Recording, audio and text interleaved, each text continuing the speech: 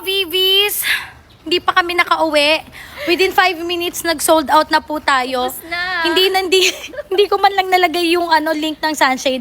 Pero sige, ganito yung gagawin natin. Starting tomorrow, every 6 p.m. ang restock ko.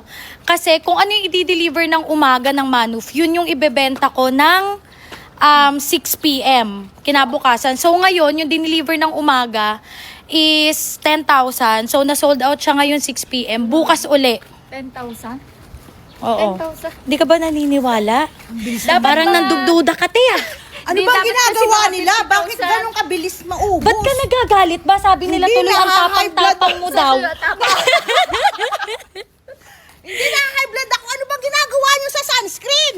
At ang bilis nyong ubusin. Guys, simula bukas every 6 p.m. magre-restock ako nito. Grabe, 5 minutes, ubos ang sunshade. Kaloka kayo.